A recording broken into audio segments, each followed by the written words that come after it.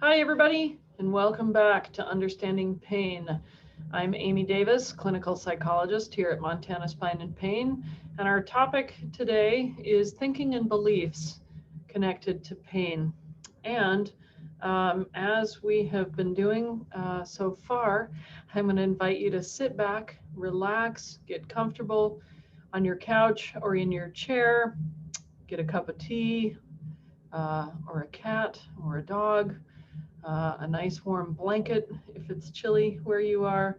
And I'm going to share my screen and we will have our opening quieting exercise. And it will be about 20 minutes long, so I want you to get comfortable.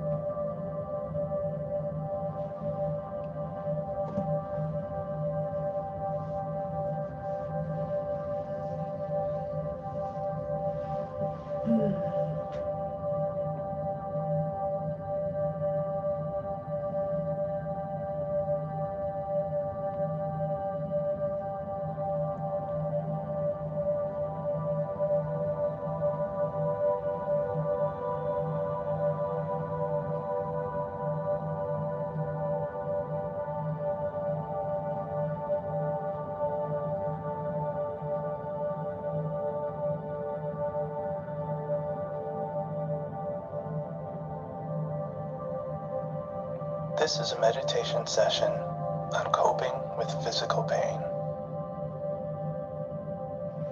Our pain comes in many forms, whether a temporary injury or a chronic condition. It may be something that comes and goes, or may be virtually continuous. It also may be spread throughout a large area of our bodies, or may be very focused and acute. Whatever the situation, you can use this meditation to shape the experience to fit the kind of pain that you are experiencing. Also keep in mind that meditation should serve as just one of a number of approaches to dealing with pain, including the possibility of physical therapy, natural remedies, and doctor-approved medication.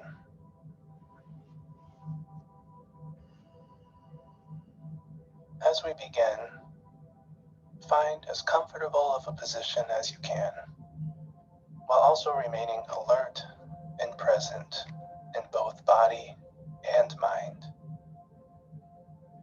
You may choose to sit cross-legged on the floor, and if that is a bit uncomfortable, you can lean back on a wall, or sit in a chair, or even lie down if you are able to retain your focus.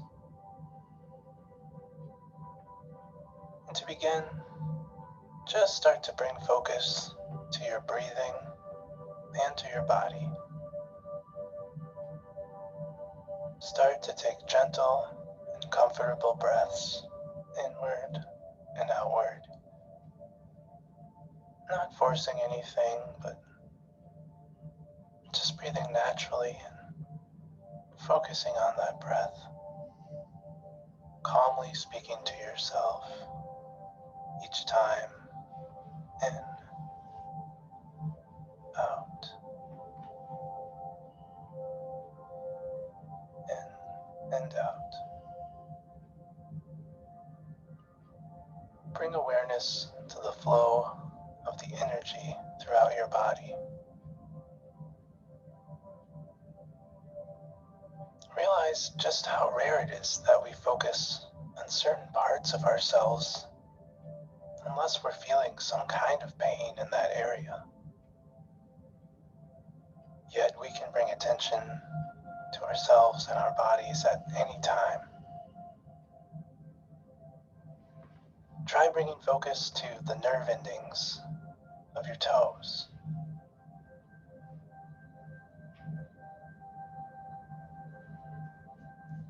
And now feel that move up, down your arms and into your fingertips.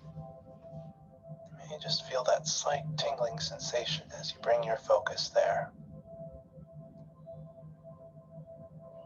You can feel the surface of where you're sitting or leaning.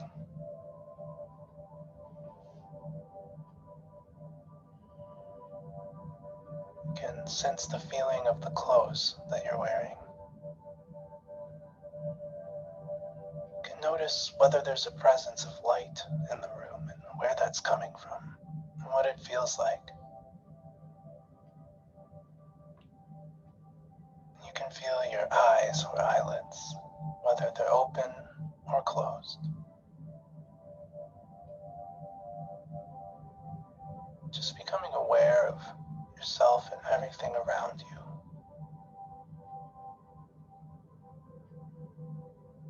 And if you begin to focus enough, you might even get the sense that you are not yourself apart from the rest of the world and the universe, but you're just merging with it, becoming one with it. Just being able to observe it. And right now, if your eyes remain open, as you continue a calm pattern of breathing in and out, you may wish to find a point of focus in the room. Again, if your eyes are still open, don't let them strain. Just softly focus and allow yourself to feel the weight of your eyelids start to grow. Not a weight like you're falling asleep, but just a weight of heaviness, of focus, of being present in this moment. Feel that weight grow as you become more and more focused, more and more aware. And as you continue settling in, you may be feeling your pain condition right now, or be able to imagine how it feels when it happens. Your pain may cause you to become frustrated, or angry, or sad. Our pain is, for many people, in many different ways, a part of our life. And it's in our nature to want nothing more than to avoid that pain and run away from it. Make it go away right now. But for now, let's just try something a bit different.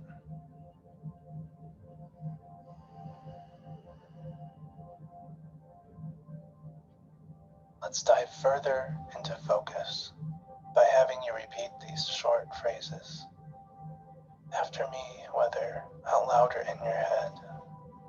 Just repeating.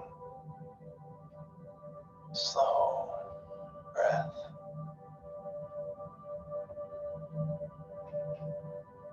Slow breath.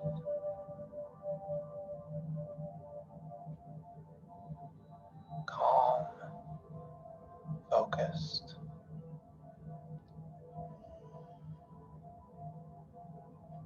Calm, focused.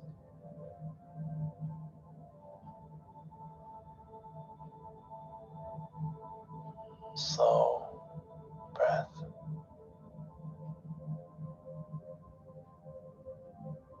Calm, focused.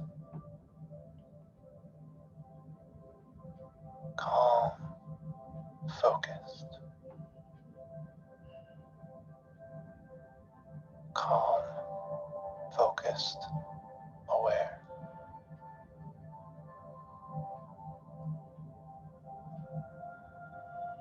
Now continue to allow yourself to sink into that deep state of comfort. Yes, we can maintain that mental comfort even through the physical pain, and retain that strong and welcoming, focusing energy.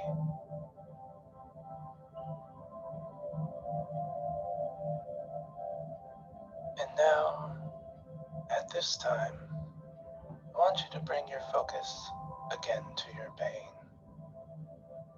If you're feeling it now, or the feeling that arises when the pain becomes strong. Think of the part or parts of your body that feel that pain most intensely. Imagine the emotional feelings that it brings up in you when the pain is happening.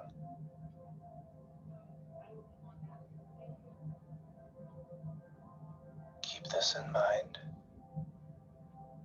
Our goal is not to eliminate the pain completely, but to bring ourselves to a better understanding of our pain and to find a relationship with that pain.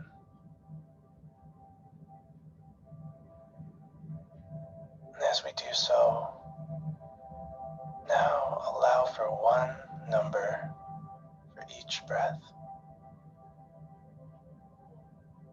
And count down with me. Just repeat, either in your head or out loud. Slowly breathing. And on your next breath, 5. I recognize my pain.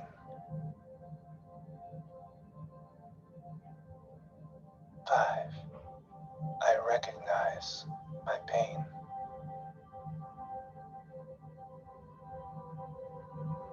4. I am learning to understand my pain.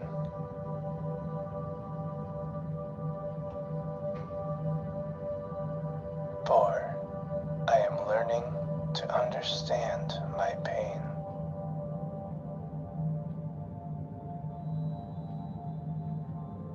3. I recognize the emotions that arise from my pain.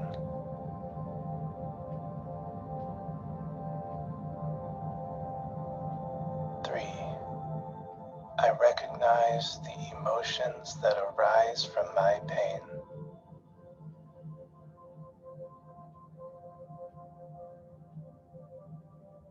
2. I acknowledge my pain.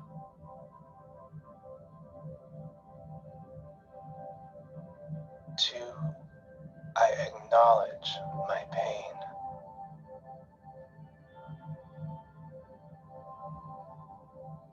1. I am learning to understand my pain.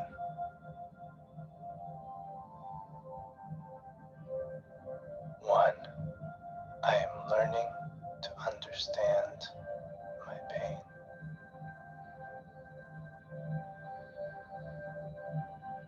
Great job.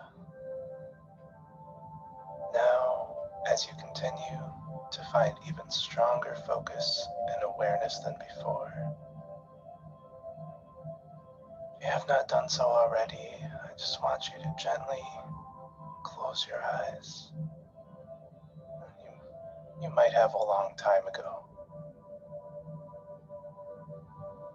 And now in the center of where you would be looking if your eyes were open, imagine your pain in front of you. See it and visualize it in any way that comes to mind. For some, it might be a fiery, glowing orb,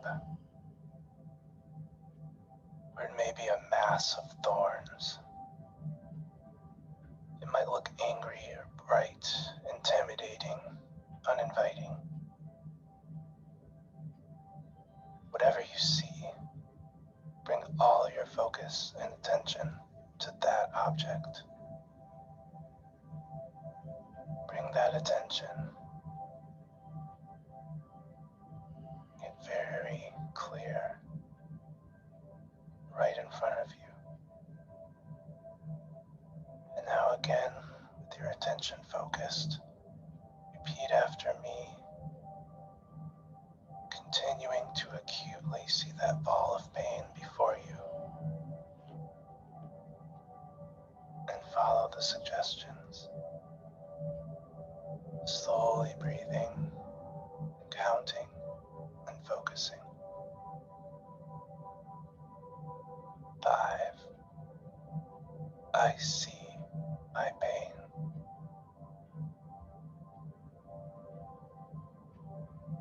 4.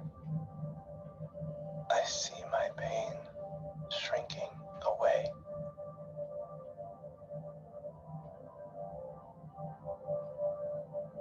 3. I observe myself controlling my pain.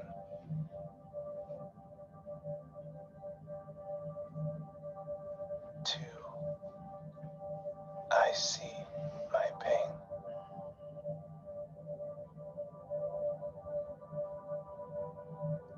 1. I see my pain shrinking away.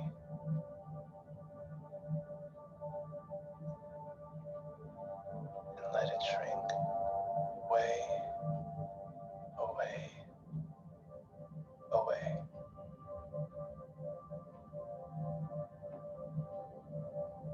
Excellent job. Right now, your pain, if you are presently feeling it, may be slightly better, or it may be just the same. Either way, it's fine. What you are accomplishing is very important, which is raising your awareness of your pain, rather than letting your frustration, sadness, or anger take over. In times that your pain worsens, even might feel unbearable, just return yourself to these thoughts. I see my pain. I see my pain. I recognize my pain. I recognize my pain. I understand my pain. I understand my pain.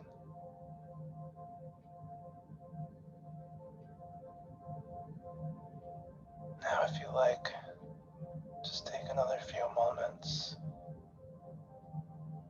slowly, gently focusing on your breathing.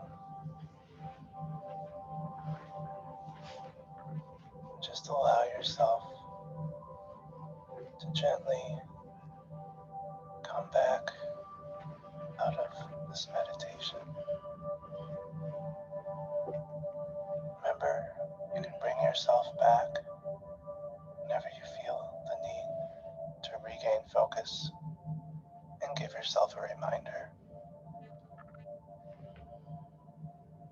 Relaxed, awake, and aware.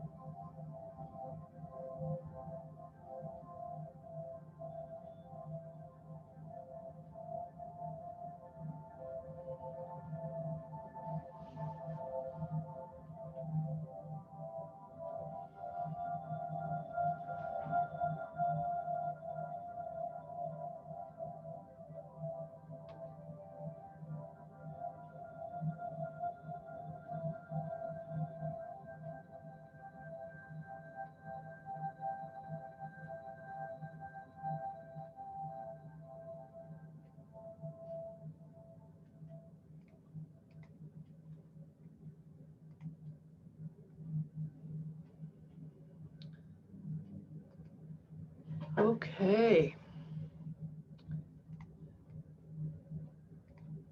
How are you feeling after that? What was that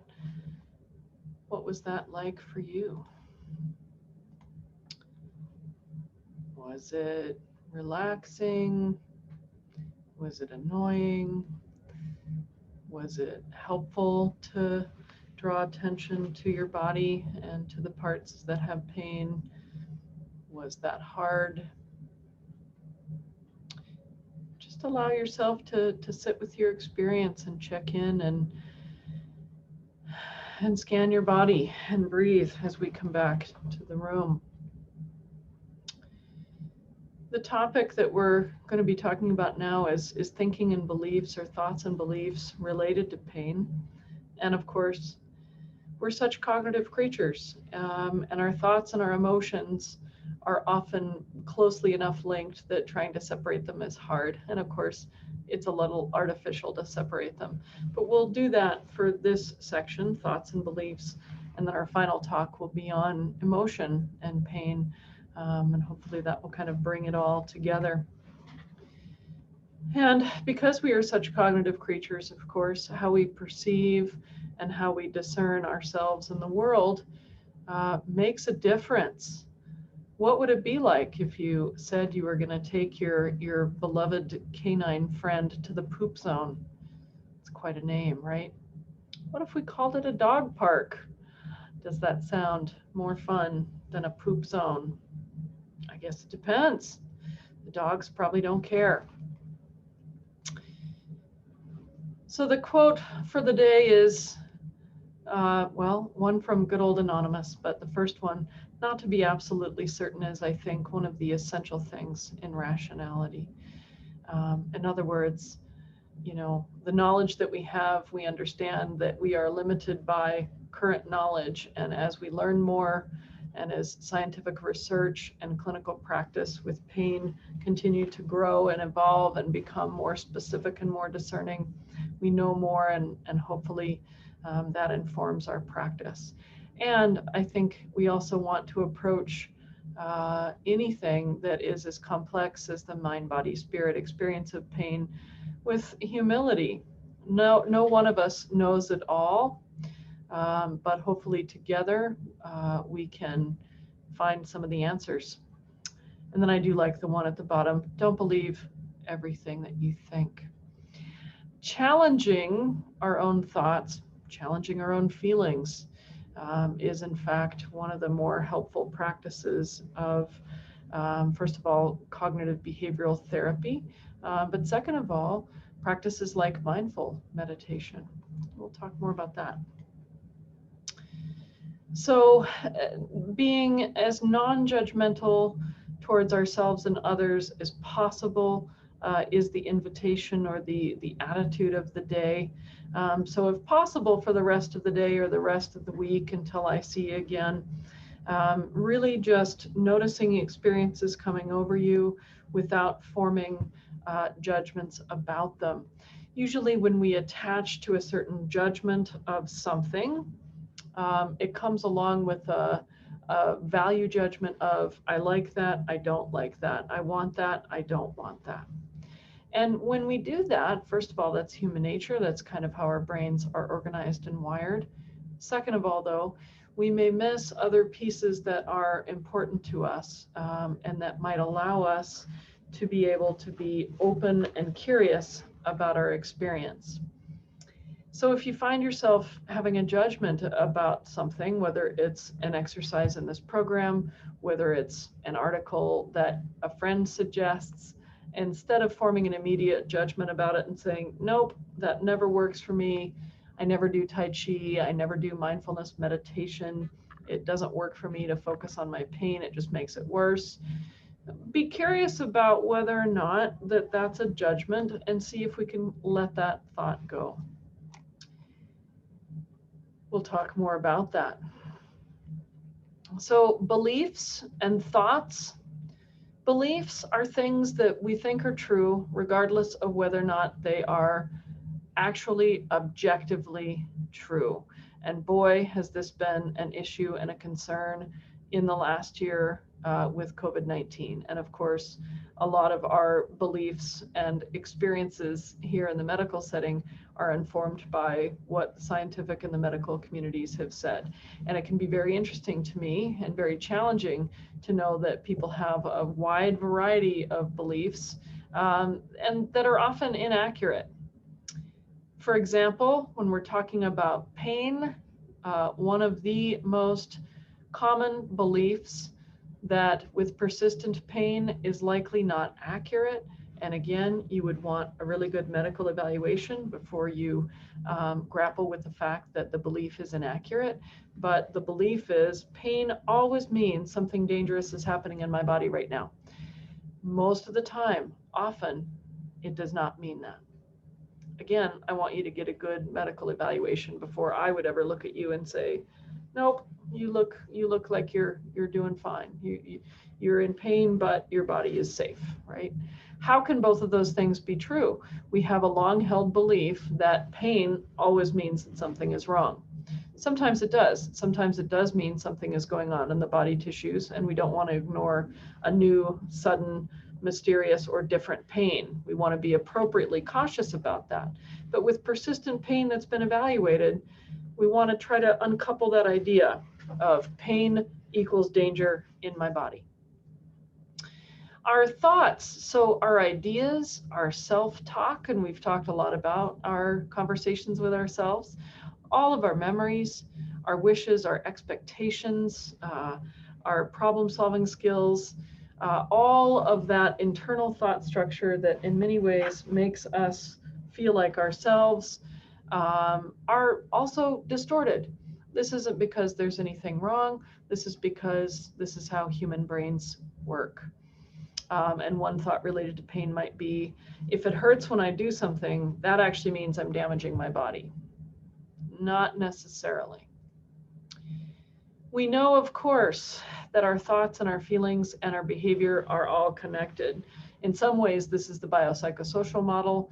It's also the main theory behind the practice of cognitive behavioral therapy, or that our behavior changes in response to our thoughts, and our feelings change our behavior and drive each other around in a connection.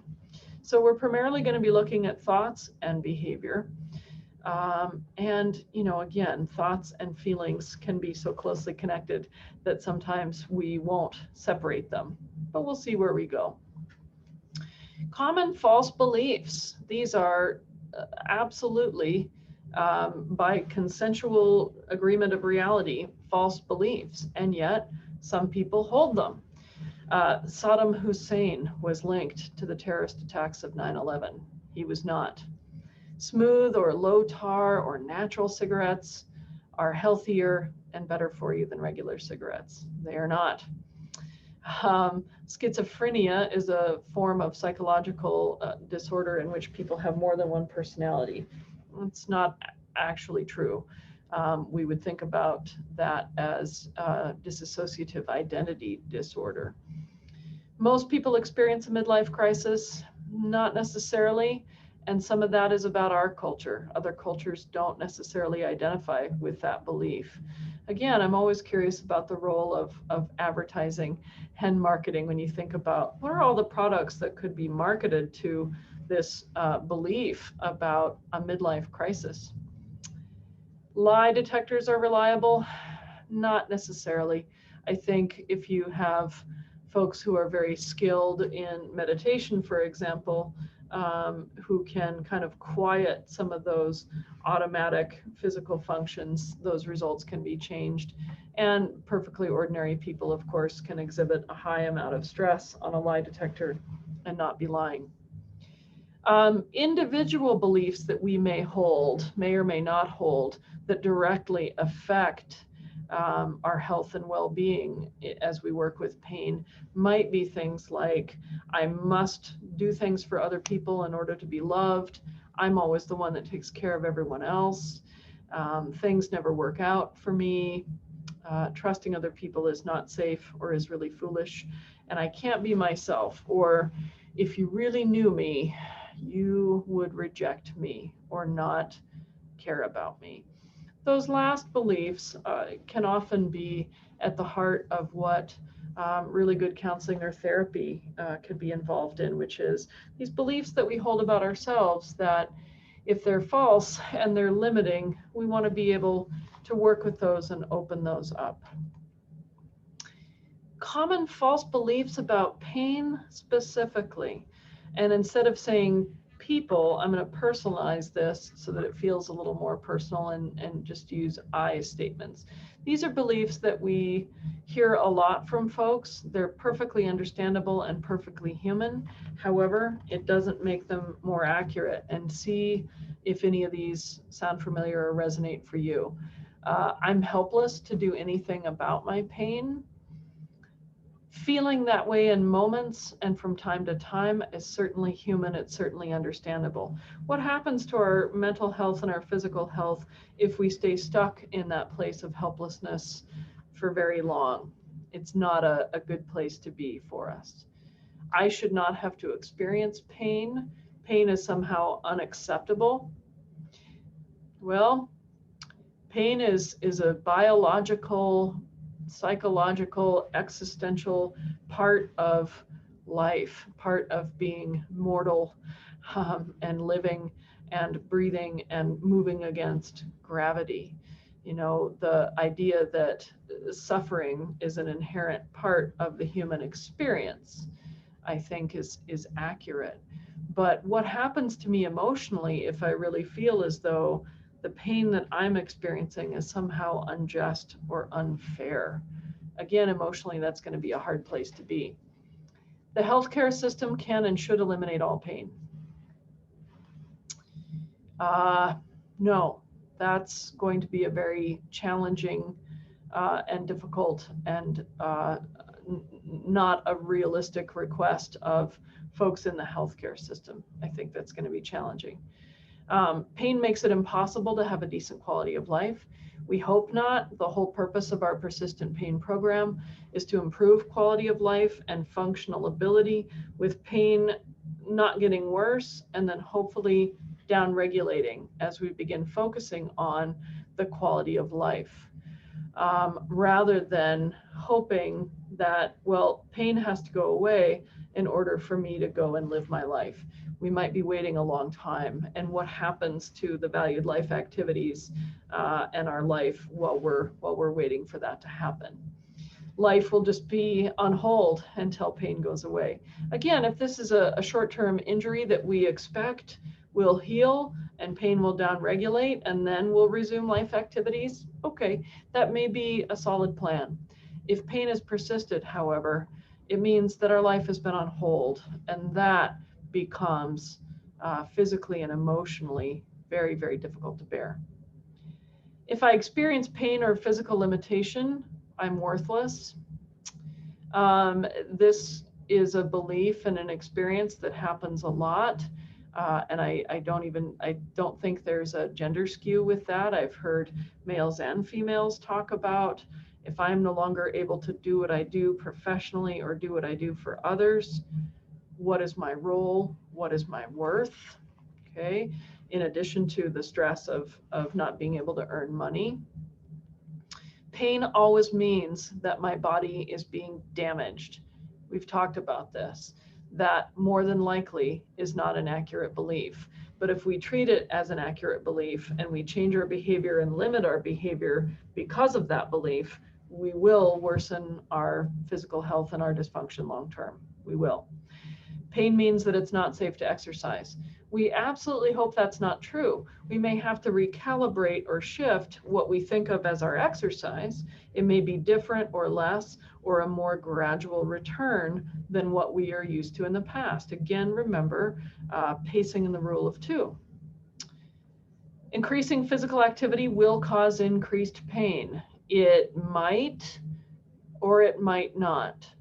It might cause the kind of increased pain that we would describe as kind of a productive pain that comes from working out the muscles and stretching and moving and being more active, right?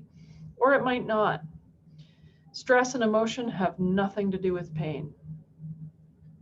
You know, if you go back to the example of the lemon, And if you go back to the body having a salivary response in response to an imaginary lemon, as a clinical health psychologist, again, I'm here to tell you that stress and emotion and pain are connected, for better and for worse. Pain is very stressful, and we're going to have all kinds of feelings about that. And some of our pain level and the fluctuations with pain have to do with our emotional life and our stress coping behavior. Medication is the only effective treatment for pain. Medication is the most effective treatment for pain. Neither one of those things is accurate, and much of the talk that Dr. Hobbs will do will talk about that. But I was stunned when I learned from another pain pharmacist who worked with us, Dr. Bradley, for many years. And what she said was that medications for pain are less successful overall than medications, for example, for high blood pressure or for diabetes. And what she said was that a pain-specific medication is considered successful if it reduces pain about 30% in about half the people that take it. I think I'm right when I say that. I think I'm remembering that accurately. About a 30% reduction in about half of the people who take it. So if your pain is 10 out of 10 and it goes down to 7 out of 10 half of the time, that might be helpful. In some cases, that can be really, really very helpful. There's always, I think, a place for judicious, appropriate use of oral and topical medication. But the notion somehow that it's the only treatment for pain that persists, it's not accurate. Or that it's always the most effective treatment for pain is also not accurate. If you look at our whole program, we have 8 separate topics here, really kind of covering sort of the 8 cornerstones of working effectively with persistent pain. Medication is one. It's important, but it's not the only one. And then no pain, no gain is always the best strategy for dealing with pain. And again, there are some cultural mythos around how we should handle pain. And maybe some of you grew up with these in your family. We have really odd messages about no pain, no gain, or pain is just weakness leaving the body. Well, not when it's persistent pain. That's not actually going to be a helpful belief. So metacognition, or thinking about thinking. Thinking for us cognitive creatures is an automatic process like breathing. And I don't know what poor soul got to count this, but the estimate is something like 50,000 automatic thoughts every day. The automatic thoughts that we have about ourselves, about the world, about others, about how everything works are shaped by underlying belief systems, and they're quite often distorted. Not because there's anything wrong with us, but because human thinking is distorted. We all see the world through a different perspective and a different pair of glasses, if you will, and much of that is shaped by our individual situation and our individual context. Thoughts are often distorted as a result of difficult past conditioning. So for example, the automatic thoughts and beliefs that I will have about myself with pain and illness are directly influenced by all of the past conditioning and experiences in my early years about illness and pain, or about other people having illness and pain. Is that okay? Is it not okay? How are those people treated? Do we even talk about physical pain? Do we go to the doctor? Do we talk about feelings? Do we talk about emotional pain? All of that conditioning goes into my current belief system and the thoughts that I have about what it means to have pain, to go to the doctor, to care for myself. Our thoughts often can cause emotional reactions that seem pretty automatic. And, you know, the heart and soul of cognitive behavioral therapy, as I understand it, is that thoughts and emotional reactions are going to drive behavior. So in many cases, when the thoughts are distorted and causing us difficulty, we become fused with those thoughts. And what we want to try to do is be compassionately curious about whether or not those thoughts are accurate and whether or not we should really believe everything we think, and whether or not we can decenter from those thoughts or have some diffusion from those thoughts. One of the easiest ways to do that, of course, is mindfulness meditation, in which what we are doing is allowing the thoughts to just move through us without attaching to those thoughts and emotions. It's almost as though we're sitting on the lakeshore or on the beach and just watching the waves go in and go out. Hopefully we're not under any illusion that we somehow can control or change those waves. The tide goes in without our permission and goes out without our permission. And so too does our thought stream, our emotion stream, and our awareness of physical information, including pain. And the idea is to be that observing self, just watching the thoughts and the emotions without necessarily grabbing a hold of one and seizing on it as right or wrong. That's part of that judging critical mind that we talked about. Thinking errors or thinking distortions are so common for humans that Aaron Beck, who is the original founder of cognitive behavioral therapy way back in the 50s, named some of these thinking errors. See if you can recognize yourself in any of these. Catastrophizing would be something along the lines of, this pain is ruining my life. It may feel that way, it may seem that way. And if we have that belief and that experience and we reinforce it over and over and over and over again throughout the day, where does that put us? Okay. Black and white or concrete thinking, I'm worthless because I'm not physically able to do what I used to be able to do. Fortune telling, so trying to be able to look in the magic crystal ball and predict, if I go to the picnic, I know I'll have a terrible time. What's the behavioral consequence if we follow through on that action? I'm going to have a terrible time if I go, so I'm just not even going to bother. Mind reading is, of course, when we are attempting to delve deeply into the minds of people, even people that we know really well, and be able to know what they're thinking. She thinks I'm a slacker if I don't do all of the yard work, or he's really disappointed because I'm lying down with an ice pack on my head again.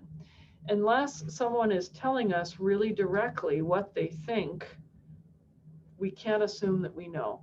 And there's a tremendous amount of harm and difficulty in inaccurate mind reading. Because again, remember that it's distorted.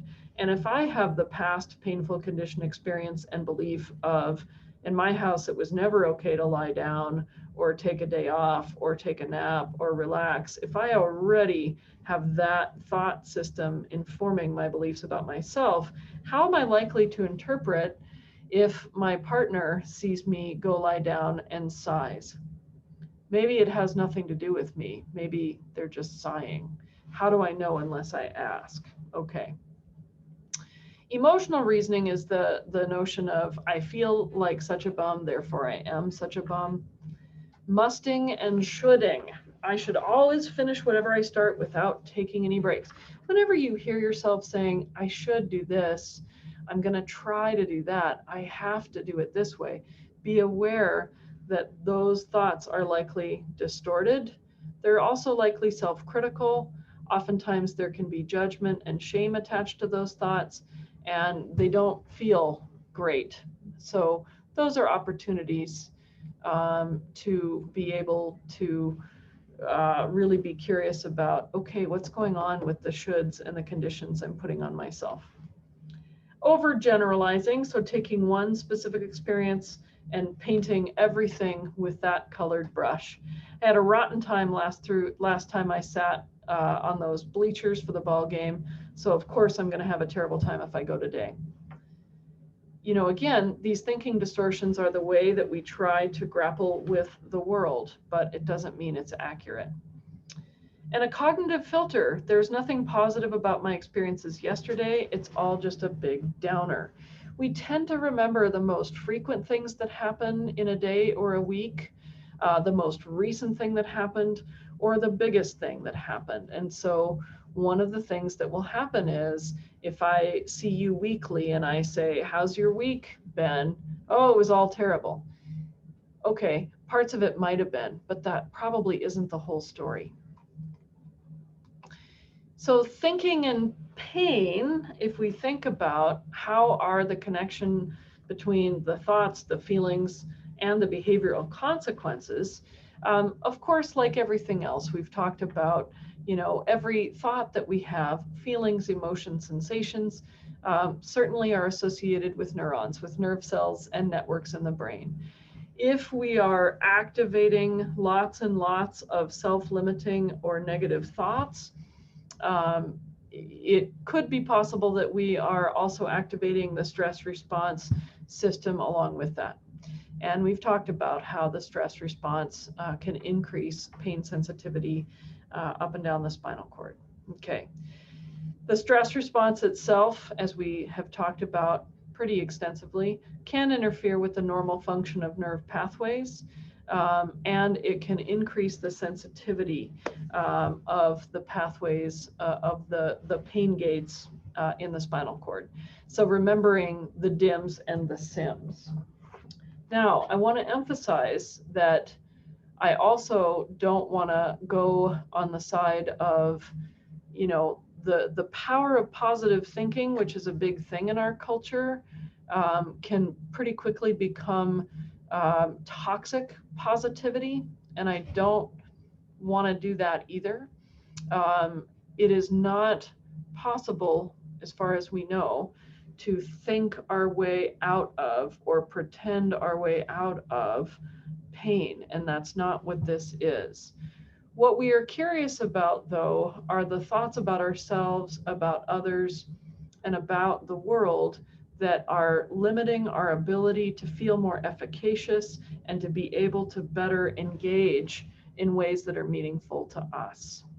And it's really important to talk about that.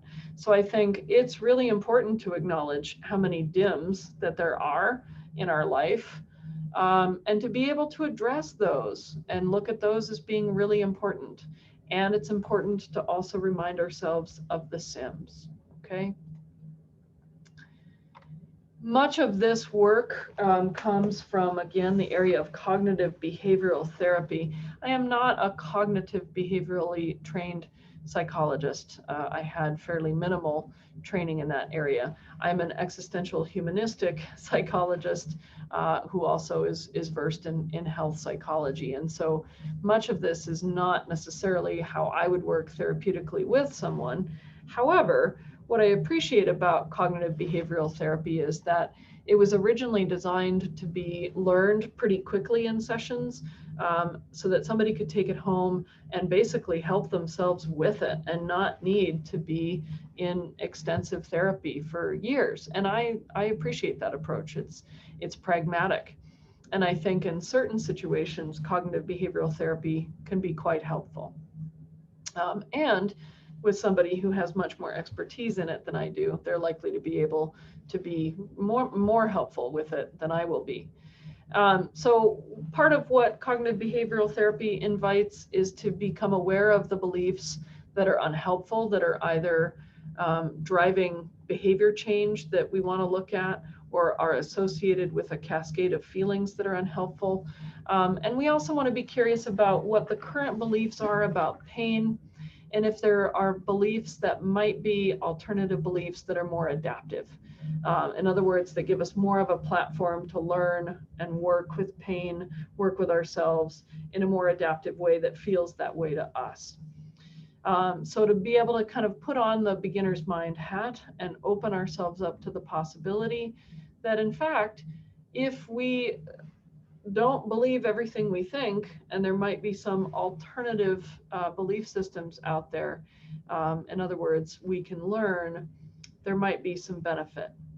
And often what cognitive behavioral therapists will want to do is to have a behavioral experiment conducted to see if that belief is accurate. And we'll walk through one of those. Modifying belief systems, for example, this limiting belief, I would call it a limiting belief, that people are helpless to do anything about their own pain. that belief can be really unhelpful in the long term, because often the belief, the helplessness about being able to change pain, or in fact learned helplessness about any behavior change, can very quickly put us in a place of depression. It has to do with whether or not we will reach out and ask for help, whether that's medical care, psychological care, help from a friend.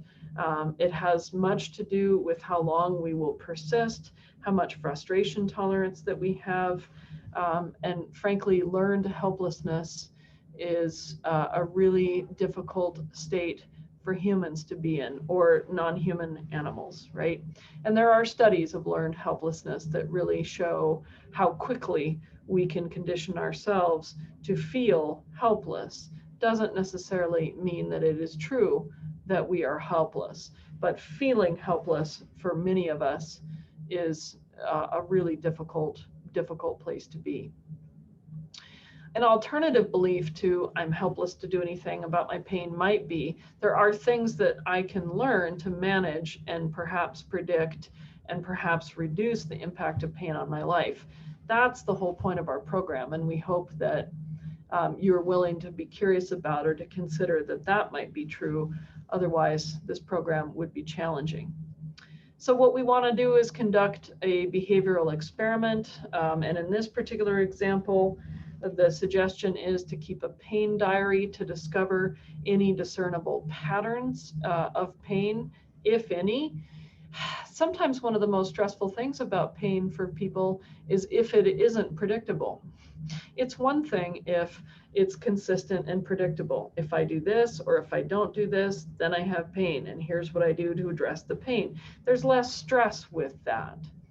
Having things be unpredictable or feel uncontrollable will be more stressful. But nonetheless, this experiment invites you to monitor, keep a pain diary, see if there's any pattern there, and be able to see if there's any correlation with some of the retraining activities that we have been talking about. So this is an example of a month, and this particular person has chosen to track their pain on a scale. Again, if a number scale is not helpful for you, consider colors, consider animals, consider, different types of music. I mean, whatever speaks to you, however you visualize your pain. And then the person is keeping track of two other things. How's the stress level? And did they pace activity? Okay, remember pacing and the rule of two. So they're trying to really look and see for a month and just collect the data to see, okay, is there any impact between different levels of pain and pacing activity or stress? Okay, so that's one example of just collecting the data. And of course, as soon as we start to monitor ourselves and collect data, we actually become more attuned to what our behavior is. So strategies for dealing with thoughts that are limiting or that put us in difficult places. Mindful observation of that thought content. So again, really diffusing and stepping back from our thoughts, knowing that many of our thoughts just naturally are distorted. That's okay. That's not a value judgment. That's just how human brains work. But just knowing that the thought stream continues and we can observe and watch it without picking it up and attaching to it as this must be true, and without acting on it. And that's the idea behind the decentering or the diffusion. I can just observe the thoughts so I don't have to become that thought. A way to do that in real life, because I, again, am aware that this sounds very abstract, and how do we work with this individually? If there's a particular thought that I have, or a frequent worry that I have, see how close feelings and thoughts can be. If I'm worried a lot about what somebody else thinks of me, if I'm worrying about being negatively judged in the workplace, instead of being aware, I bet other people aren't happy with my work performance. I bet they're watching me, and I bet they're they're critical of what I'm doing. Pretty common thought for many of us, perhaps. Instead of just having that thought and allowing that to play out like that's true, I want to step back from it a bit. And here's how I do that. When I notice that I have the thought, I want to notice and then allow by saying something like, I'm having the thought that other people might be judging me or might be critical of the work I'm doing in the meeting or how I am in the meeting, right? I'm having the thought that it's just a thought. It's one of 50,000 thoughts that I'm going to have today. It may or may not be accurate. It may or may not be any more important than I'm also having the thought that I wish I could show all of you my lovely plant collection. I'm having the thought that, gosh, lunch was really nice.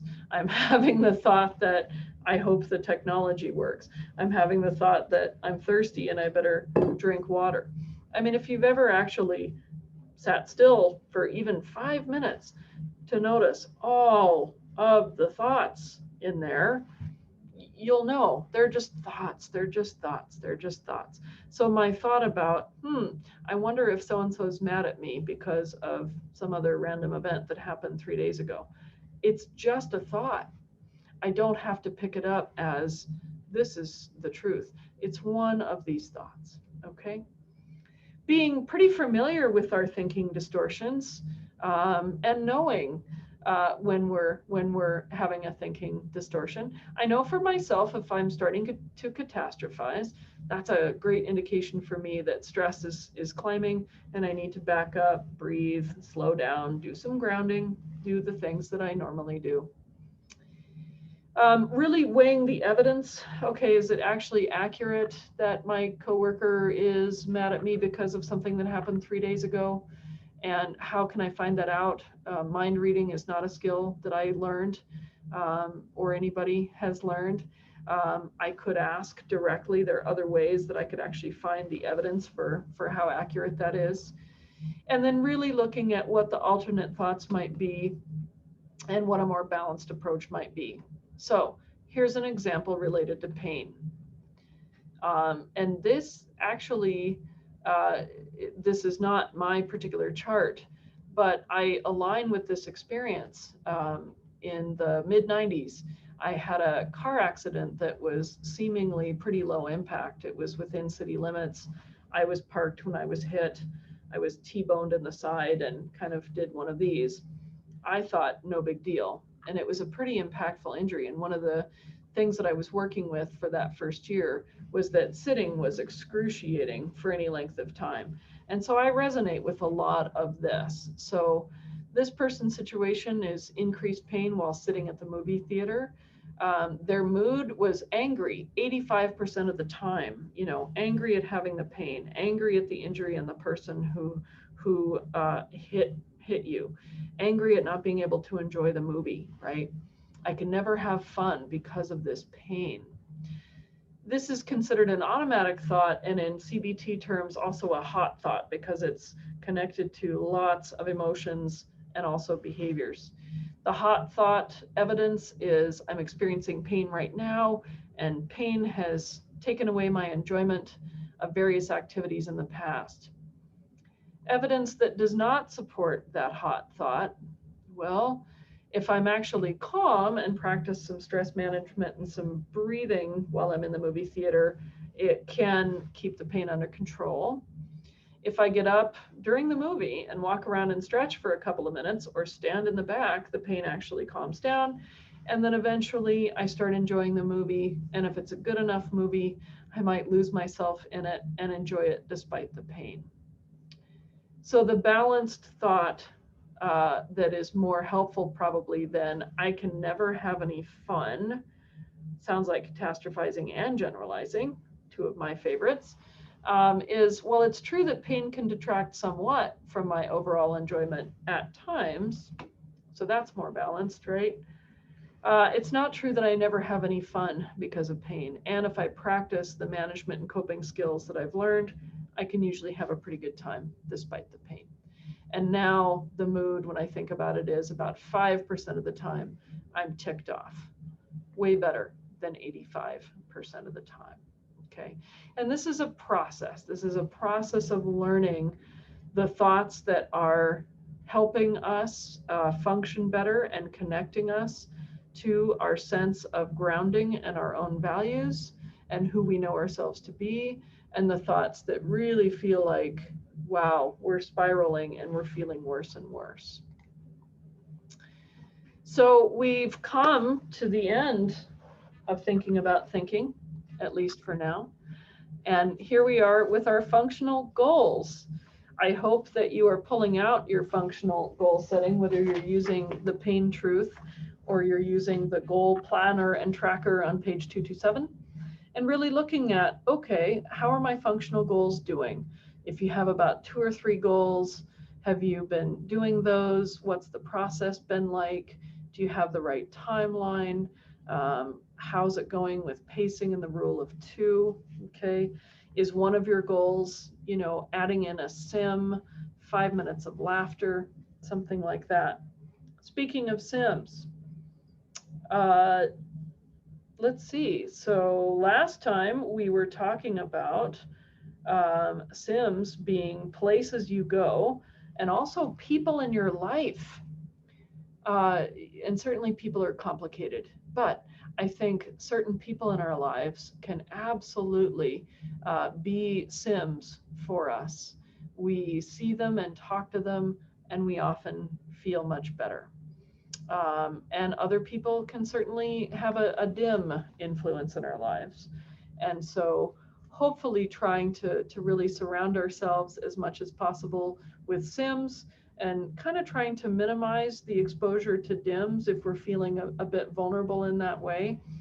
For your healthcare team, my hope for you would be is that you've got sims, that you've got positive, hopeful, balanced, kind, caring, knowledgeable healthcare providers. That doesn't necessarily mean, you know, falsely cheerful and not listening to pain and difficulty, but hopefully the healthcare providers that you have in your life are sims. So for next time, our final time, I want you to think about things that are physical experiences in your body that are sims. Yeah, I mean it. So things that are happening physically for you that are going well, or things that feel good, things that you enjoy, things that are happening in your body that you notice that are going well, that are really pleasurable for you, whether that is a warm bath, whether that is a massage, whether that is your ability to touch and snuggle your dog, your cat, your lizard. I'm not sure if lizards snuggle. We'll assume they might. But processes that are happening in your body that are going well. Maybe your digestion is great. Maybe your appetite is fine. Maybe your sleep is fantastic.